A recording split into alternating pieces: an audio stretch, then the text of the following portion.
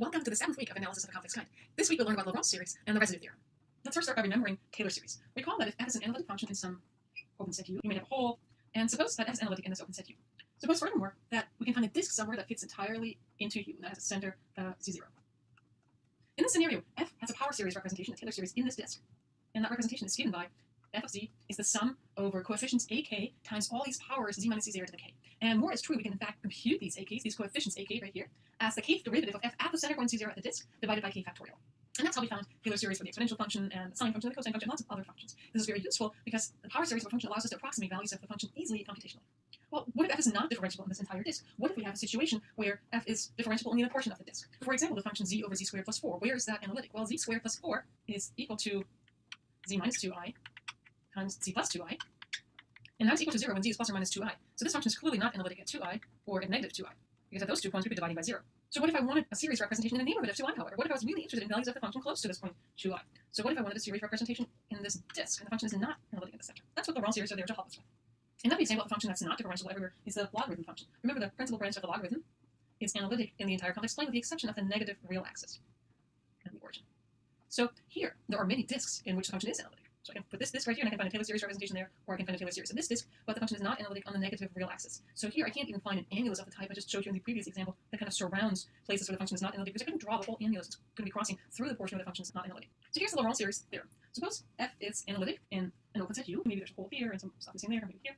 But as long as I can find an annulus that fits into U in which f is analytic, and that annulus is centered at some point z0, and that z0 may not be part of your domain. So this is the point z0, and I have this inner radius r, and the outer radius r, and all I need is that the space between these two boundary components is entirely contained in U. So inside I have stuff that's not contained in U, and on the outside I have stuff that's not contained in U, but between the two boundary components, the function is analytic everywhere. So in this situation, and in that annulus, in that blue region, f has a series representation. It looks a little bit different from a Taylor series. So here's the difference. Everything looks just like Taylor series, but the one difference is that the summation starts at negative infinity and goes all the way to infinity. So we have a series that's infinite in both directions. It's called a doubly infinite series. So what that means is I sort of need dots indicating that this series goes on both ends of it.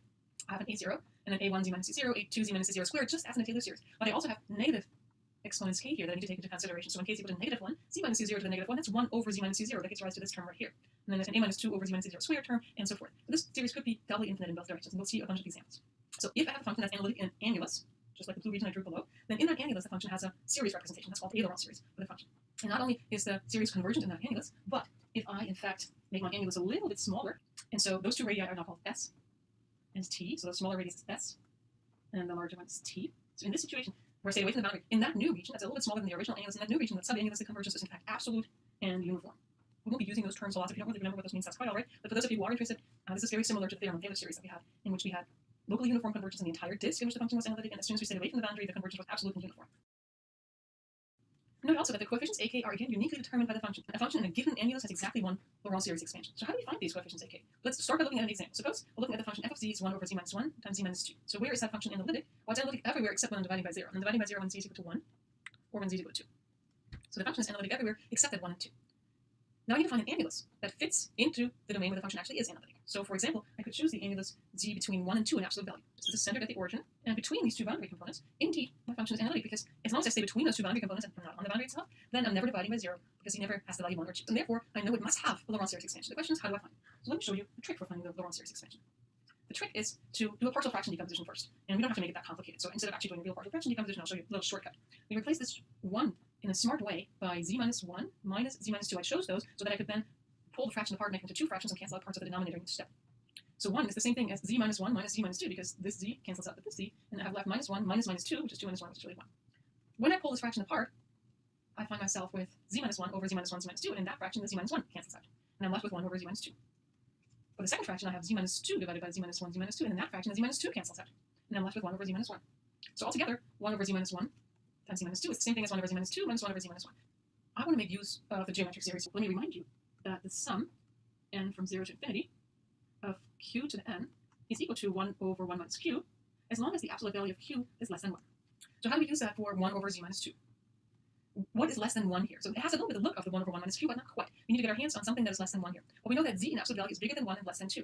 So how can I rewrite that so I get terms that are less than 1? Because z is greater than 1, I get that 1 over the absolute value of z is less than 1. So if I can get 1 over the absolute value of z in there, then I'm good. I also know that z is less than 2 in absolute value, which means that z over 2 is less than 1. So these two facts are going to be crucial for us. So let's get back to 1 over z minus 2. If I factor out a 2, like I did right here, if I factor factor out of 2 from the denominator, then my factor becomes 1 over z over 2 minus 1. And that's exactly in the form 1 over 1 minus q, except the terms are reversed. So I'm going to factor out negative 1 in addition, and I'm left with 1 over 1 minus z over 2. Since z over 2 is less than 1, as we showed right here, I can now rewrite the 1 over 1 minus z over 2 as a geometric series, where my q is equal to z over 2. So this first part here becomes minus 1/2 times the sum z over 2 to the k. We still need to look at the second part, namely the 1 over z times 1 minus 1 over z. That came from 1 over z minus 1, and I factored out a z. And the factoring out of the z gave me this 1 minus 1 over z term in the denominator, and we know that 1 over z is less than 1. So we're going to again use the geometric series idea. This z right here stays on the outside, and the 1 over 1 minus 1 over z becomes the geometric series, the sum k from 0 to infinity, 1 over z to the k. Now that I have all that, my last goal is to write this so I really recognize it as a Laurent series. The first thing I want to do is I want to bring this factor in front of the series into the series. So that means this 2 adds another 2 to the denominator, so the denominator becomes 2 to the k plus 1. The minus 1 comes inside right here, and the z to the k is still there. And for the second series, I want to bring the minus 1 over z into the series, so I get the negative 1 right here, and the denominator becomes z to the k plus 1.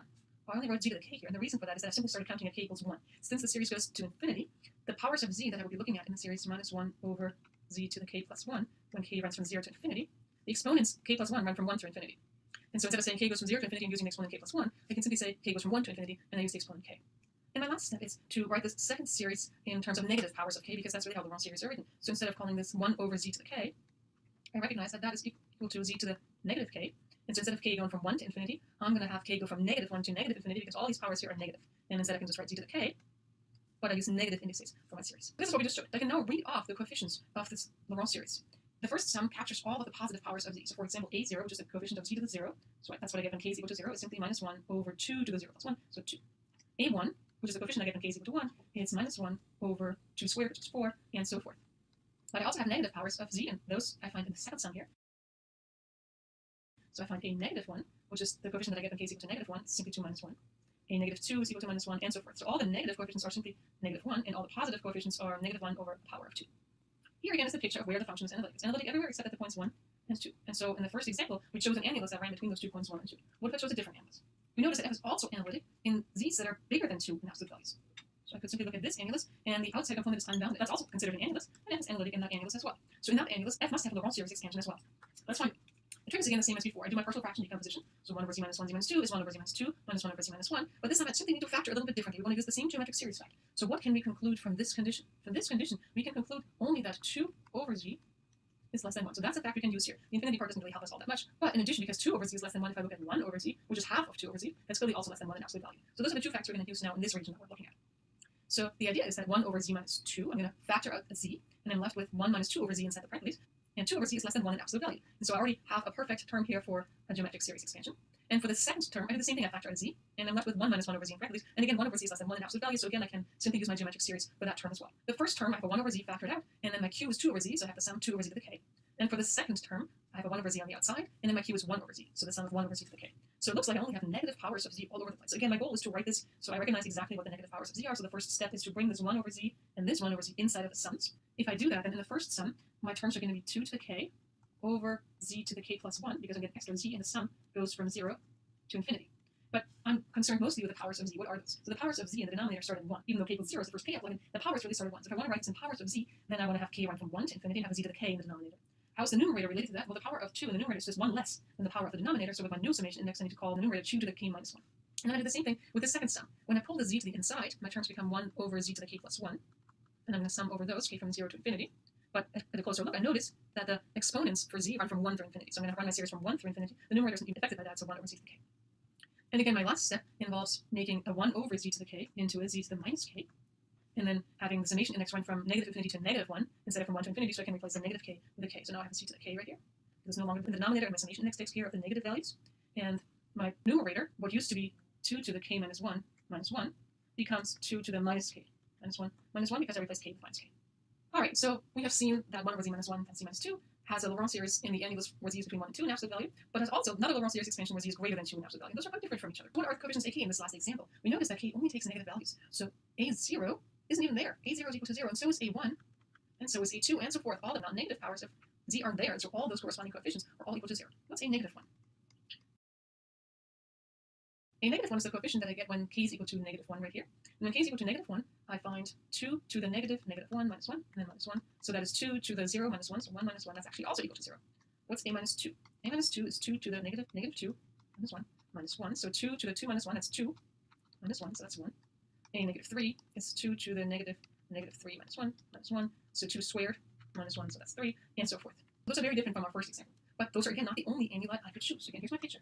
The function is analytic everywhere, except I need to avoid the points 1 and 2. And so far, I chose annuli that is centered at 0, but I don't have to do that. I could also choose an annulus that's centered elsewhere.